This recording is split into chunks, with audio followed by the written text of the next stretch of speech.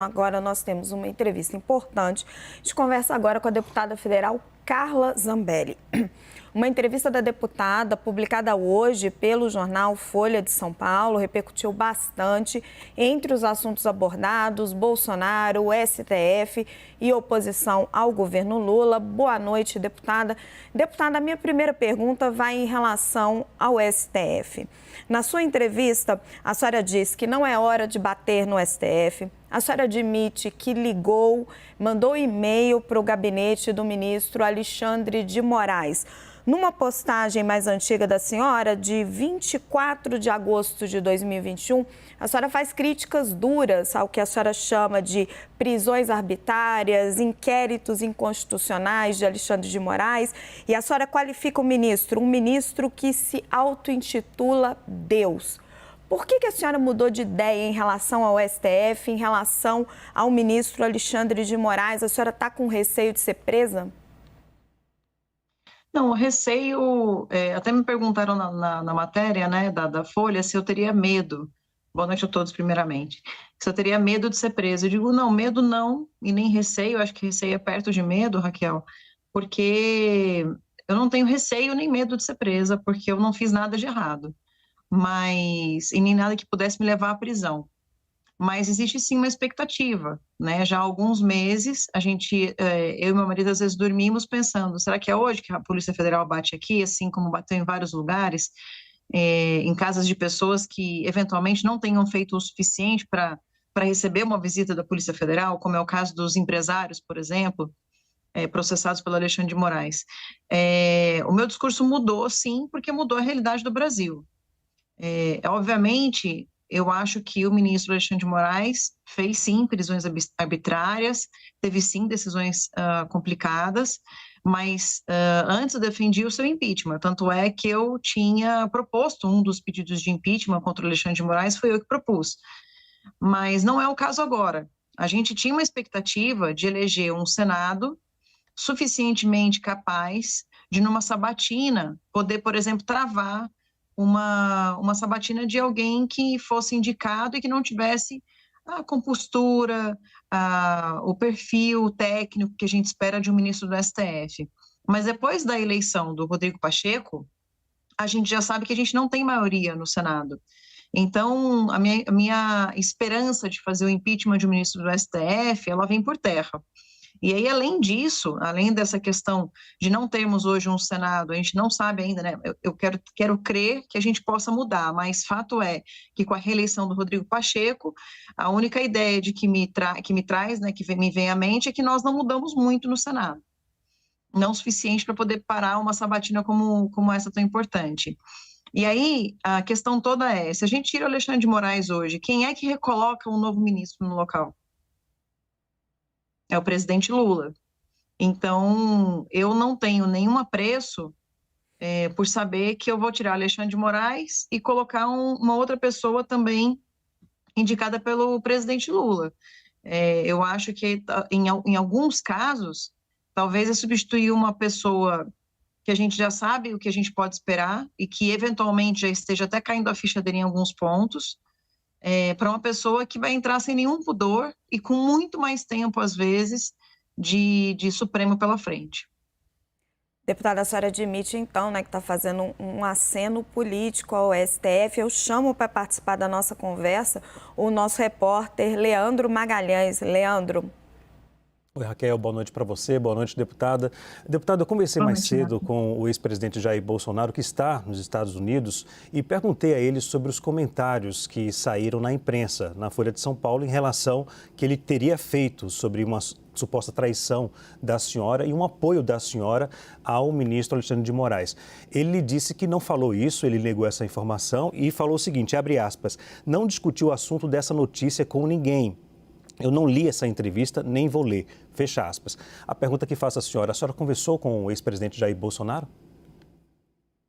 Não, eu troco mensagens, mas não sobre o mesmo assunto. Eu mando alguma coisa para ele reenvia algum tipo de outra manifestação para mim, mas não necessariamente sobre esse assunto. O que aconteceu foi que a Mônica Bergamo depois que a minha entrevista na Folha saiu no ar, essa entrevista a qual a Raquel está falando, a Mônica Bergamo disse que eu teria traído o presidente Bolsonaro e que ele mesmo disse isso a interlocutores. E aí eu realmente até procurei a Mônica Bergamo para falar, Mônica, se alguém tivesse que falar alguma coisa, né, se o presidente tivesse que falar com alguém, não seria com você. Né? Ele ligaria talvez para você, Leandro, que teve boa interlocução com ele durante a campanha, talvez para o Paulo Figueiredo, com quem teve boa interlocução. Eu acho que ele mandaria primeiro um recado, agiria de forma diferente. E muitas pessoas falaram que eu fui traíra com relação ao presidente pelo simples título da matéria que veio na Folha de São Paulo, que diz: Carla Zambelli critica Bolsonaro e faz concessão, aceno, alguma coisa assim, ao STF. E quando você lê a matéria em si, eu não estou criticando o Bolsonaro, muito pelo contrário.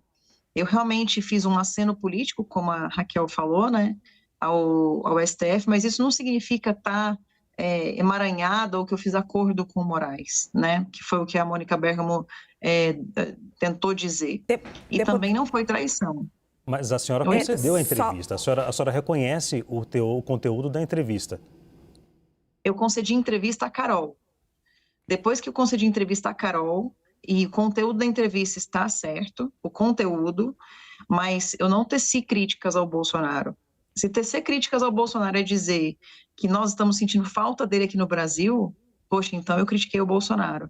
Mas eu quero crer que quando eu digo que eu estou sentindo falta do presidente aqui no Brasil, falta dos seus conselhos, falta da sua experiência, que eu gostaria que ele tivesse aqui, isso daí não é uma crítica, isso é uma constatação de que qualquer pessoa que gosta do presidente vai fazer. Eu tenho certeza que as pessoas que não estão nos ouvindo e que eventualmente gostaram do presidente, ou que são deputados, ou que são políticos, etc., essas pessoas estão sentindo falta do presidente. E ela me pergunta, né, a Carol me pergunta, mas você não acha que existe risco dele ser preso? Eu falo, acho. E por isso mesmo eu acho que a gente tem que ser compreensível com o fato dele não estar no Brasil e não ter voltado ainda. Eu acho que ele tem mais informações que a gente para poder definir se ele vai ou voltar agora ou não para o Brasil. E aí eu falo sobre o Supremo, como eu já falei agora há pouco, né? Falo sobre a questão do Bolsonaro e depois falo uma questão sobre o 8 de janeiro, que também tem a ver muito com o respeito que as pessoas têm com o Bolsonaro. Eu disse na entrevista que a única pessoa que seria ouvida por aquelas pessoas que estavam no QG, seria um Bolsonaro. Não adiantaria eu sair a público para dizer, voltem para suas casas. Não adiantaria a Bia Kicis vir a público, voltem para suas casas. A única pessoa que essas pessoas ouviriam, o único político que essas pessoas ouviriam era o Bolsonaro.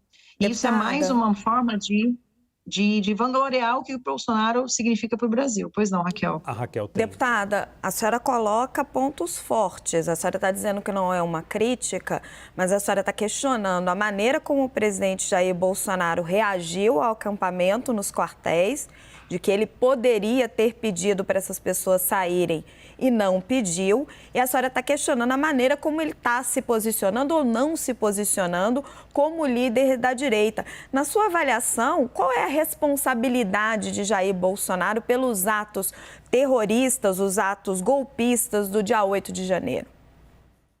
Bom, dos atos golpistas, nenhuma responsabilidade. Porque as pessoas que fizeram vandalismo ali não são pessoas da direita. E é para isso que a gente quer, inclusive, a CPMI do dia 8 de janeiro. Agora, interessante, todas as pessoas que nos chamam de terroristas, né, a direita de terrorista, de fascista, de golpista, não são os políticos que estão assinando a CPMI. O André Fernandes, entre outros deputados, estão colhendo a assinatura da CPMI. No Senado, a gente já conseguiu colher assinaturas. Na Câmara, ninguém de esquerda contribuiu com a assinatura. Isso significa que eles só querem nos chamar de terroristas, mas não querem apurar o que significa terrorismo nesse caso. Então, é muito fácil, né, Raquel, chamar a gente de terrorista, de fascista, de golpista, mas não querer apurar quem foi que deixou as pessoas entrarem no Palácio do Planalto? Quem foi que deixou as pessoas entrarem no STF? Porque eu já tentei entrar no STF uma vez para lavar aquela estátua da justiça que fica do lado de fora e não consegui. Não consegui, é impossível entrar no STF, mesmo do lado de fora, que dirá do lado de dentro. Eu já tentei entrar no Palácio do Planalto quando a Dilma era presidente. Sabe quem conseguia entrar lá? Aquelas senhoras que picharam todo o Palácio do Planalto com mãos cor-de-rosa. Aquelas senhoras conseguiram. mas porque foi autorizado pela presidência da República na época da Dilma. Então, é muito fácil julgar, e eu não fiz crítica, não. Eu assinalei um fato. É fato que ele está fora do Brasil. É fato que hoje ele não está nos dando direcionamento.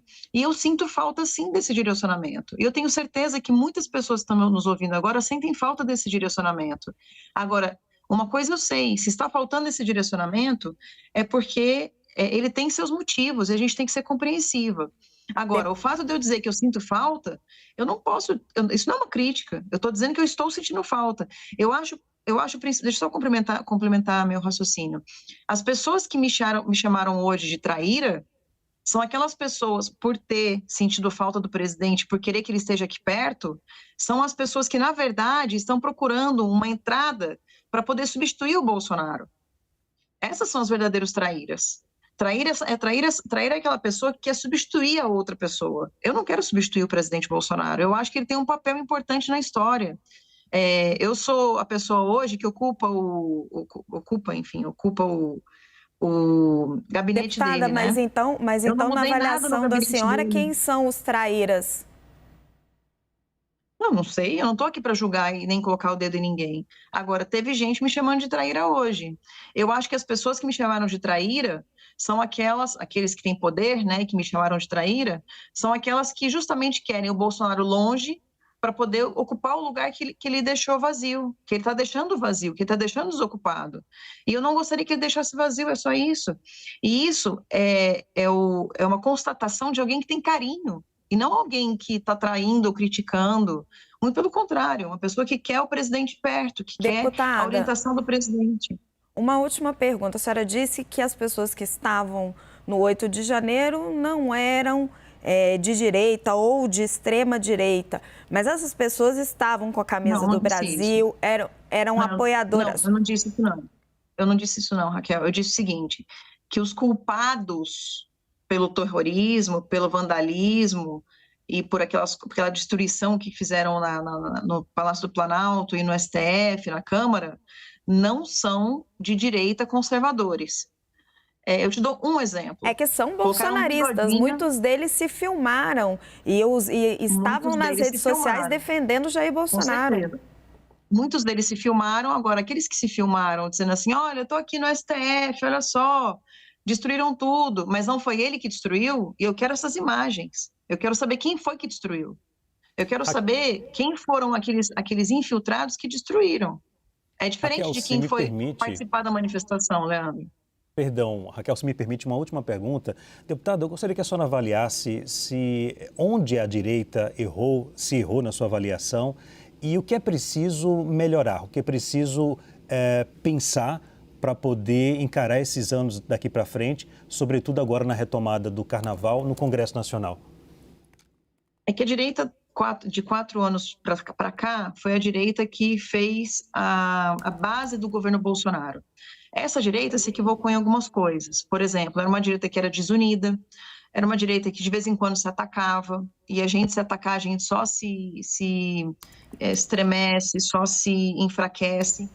Esse foi um dos erros. Foi uma direita também que não soube trabalhar muito bem o que o Bolsonaro entregou como presidente da República. E eu continuo dizendo, ele foi o melhor presidente que esse país já teve. Só que, infelizmente, a comunicação não era das melhores.